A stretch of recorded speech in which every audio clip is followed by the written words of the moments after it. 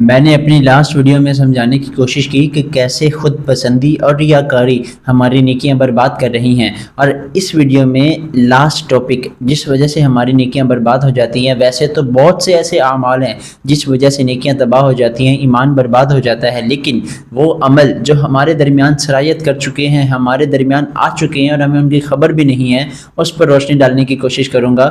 Last عمل اللہ تبارک و تعالی فرماتا ہے، یا ایھا الذین آمنوا لا تبطلوا صدقاتکم بالمن والعداء، اے ایمان والوں اپنے صدقے باطل نہ کرو احسان جتلا کر اور ایذا دے کر۔ اللہ اکبر، یہ بھی بہت بڑا مسئلہ ہے۔ اول تو ہم نے کوئی نیکی کرنی نہیں ہے، اگر ہم سے کوئی نیکی ہو گئی تو اب ساری زندگی اس کا احسان جتلانا ہے۔ یاد ہے نا، میں نے تجھے نوکری دلوائی تھی، بھول تو نہیں گیا میرا احسان؟ ننگے پاؤں آیا تھا میرے پاس، اب گاڑی والا ہو گیا ہے، بھول تو نہیں گیا میرا احسان؟ تیری بہن کی شادی تھی اور میں نے اس کا جہیز دلوایا تھا، بڑا آدمی ہو گیا ہے، یاد ہے نا، میں نے تجھے لون دلوایا تھا۔ توبہ توبہ توبہ توبہ، سوچو کبھی بھی زندگی میں احسان جتلانے والے نہ بننا۔ میری اور آپ کی اوقات ہی کیا ہے؟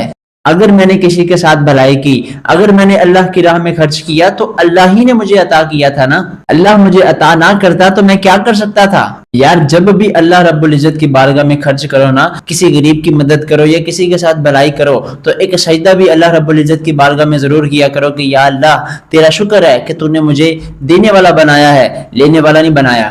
آج اگر میرا کوئی بھائی یا میری کوئی بہن مجھ سے آ کر مدد کی درخواست کرتے ہیں تو کیا ہم احسان جتلائیں گے؟ سوچو، میں بھی تو کسی کے دروازے پہ کھڑا ہو سکتا تھا نا، مجھے آج اللہ نے نوازا ہے، اگر اللہ رب العزت نے مجھے نہ نوازا ہوتا تو میں بھی اپنی حاجت لے کر کسی نہ کسی کے دروازے پر کھڑا ہوتا۔ یہ سارے صدقات و خیرات، یہ ساری نیکیاں ضائع ہو جائیں گی اگر ہم نے احسان جتلانے کی نیت کی، اگر ہماری نیت احسان جتلانے کی ہوئی۔ آپ مسجد میں دے کر، کسی غریب کی مدد کر کے، کسی مدرسے میں دے کر رسید بھی لے لیں، رسید تو رہ جائے گی لیکن ثواب چلا جائے گا۔ اگر آپ کی نیت اللہ کی رضا کی نہیں ہے، اگر آپ کی نیت دکھلاوے کی ہے، اگر آپ کی نیت احسان جتلانے کی ہے، یہی تو قرآن پاک میں فرمایا جا رہا ہے کہ اے ایمان والو اپنے صدقات کو باطل نہ کرو احسان جتلا کر اور ایذا دے کر۔ مدد بھی کرتے ہیں اور اتنے احسان جتلاتے ہیں کہ سامنے والا کہتا ہے کہ یار اس سے بہتر تو یہ تھا کہ تو میری مدد نہ ہی کرتا۔ کبھی بھی ہمیں یہ عادت نہیں ہونی چاہیے، بلکہ سچی بات تو یہ ہے کہ ہمیں یہ امید بھی نہیں ہونی چاہیے کہ میں کسی کی مدد کروں، کسی کے ساتھ بھلائی کروں، کسی کے صدقہ دوں تو وہ میرے لیے دعا کرے۔ حضرت سیدنا عائشہ صدیقہ رضی اللہ تعالی عنہ، حضرت ام سلمہ رضی اللہ تعالی عنہ، کیا خوبصورت انداز ہے، اللہ اکبر۔ اپنے غلام کو پیسے دیتی اور کہتی جاؤ کسی غریب کو دے آؤ، اور ساتھ اسے تنبیہ بھی کرتی کہ اسے دعا کے لیے نہ کہنا، اور اگر وہ کوئی دعا کر دے تو اسے نوٹ کر کے لانا۔ مثال کے طور پر وہ فقیر کو جا کے پیسے دیتے اور فقیر کہتا ہے کہ یا اللہ پاک ان کی خیر فرما، ان کے رزق میں برکت فرما، تو وہ غلام وہ دعائیں نوٹ کر کے لے آتا۔ حضرت سیدنا عائشہ صدیقہ اور حضرت ام سلمہ رضی اللہ تعالی عنہما وہی دعائیں اس فقیر کے لیے کر دیتی اور ساتھ فرماتی کہ دعا کا بدلہ دعا ہو جائے، اجر اللہ پاک سے لینا ہے۔ اللہ اکبر۔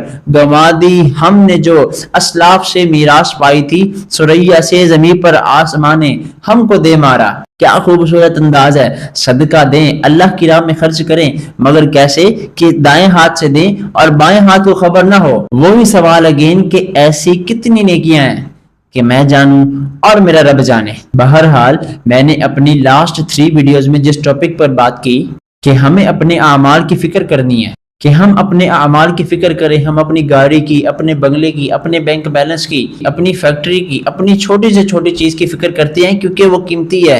خدا کی قسم سب سے زیادہ قیمتی میرا ایمان ہے، اگر ایمان نہیں تو کچھ بھی نہیں۔ اینڈ سیکنڈ میرے اعمال ہیں جنہوں نے مجھے سہارا دینا ہے قبر میں، حشر میں، میزان عمل پر، اللہ رب العزت کی بارگاہ میں، جب میرے نامہ اعمال کو میرے ہاتھوں میں پکڑایا جائے گا۔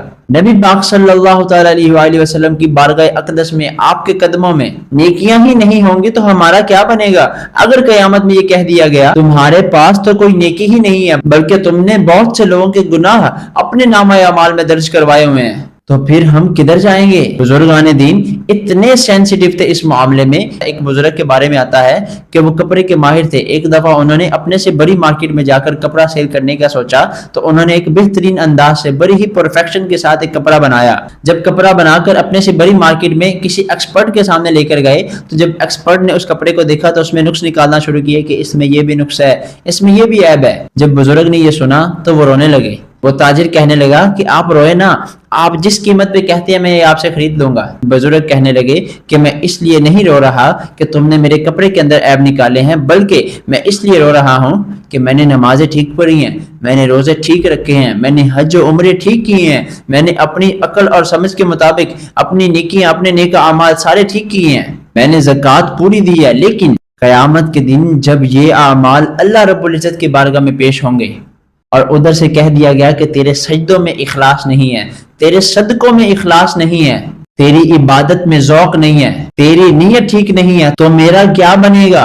اس طرح ہمارے بزرگان دین سوچتے تھے۔ کبھی ہم نے ایسا سوچا کہ یا اللہ یہ نیکی بچی رہے، اسے قبول فرما لے، اللہ اکبر، ہمیں ڈرنا ہے، ہمیں دعائیں کرنی ہیں، اور یہ چیزیں صحابہ میں ہمیں نظر آتی ہیں۔ اور یہی فکر میں ان ویڈیوز کے توسل سے، اس یوٹیوب چینل کے توسل سے آپ حضرات کو دینا چاہتا ہوں کہ ہمیں گناہوں سے بچنا ہے، ہمیں حسد سے بچنا ہے، ہمیں ریاکاری سے بچنا ہے، ہمیں خود پسندی سے بچنا ہے، ہمیں اپنی نیکیوں کو بچانا ہے، اور سب سے بڑھ کر اپنے ایمان کی حفاظت کرنی ہے۔ ایمان کے ڈاکو ہر طرف گھوم رہے ہیں، اور سب سے بڑا ڈاکو شیطان، جو کہ نظر بھی نہیں آتا، کب کیا وار کر دے سمجھنا مشکل ہے، لیکن ناممکن نہیں ہے۔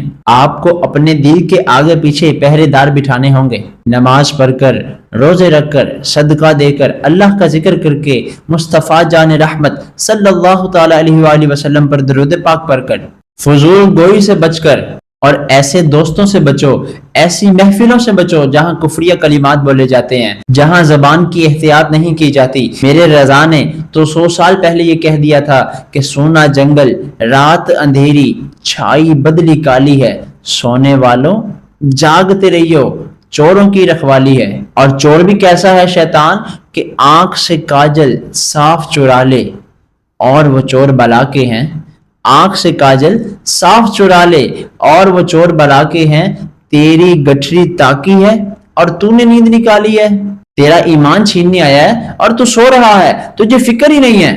تو بہرحال میں اس ویڈیو کے توسل سے اور اس یوٹیوب چینل کے توسل سے آپ حضرات کے سامنے ایک فکر رکھنے جا رہا ہوں کہ اپنی نیکیوں کی حفاظت کی جائے، اپنے ایمان کی حفاظت کی جائے۔ ہماری نیکیاں بڑی تھوڑی ہیں، اور وہ تھوڑی نیکیاں بھی ہم ٹرانسفر کر دیں، وہ تھوڑی نیکیاں بھی ہم دوسرے کے نامہ اعمال میں درج کروا دیں، تو ہمارا کیا بنے گا؟ ہم کس طرح حضور نبی رحمت صلی اللہ تعالی علیہ وآلہ وسلم کا سامنا کریں گے؟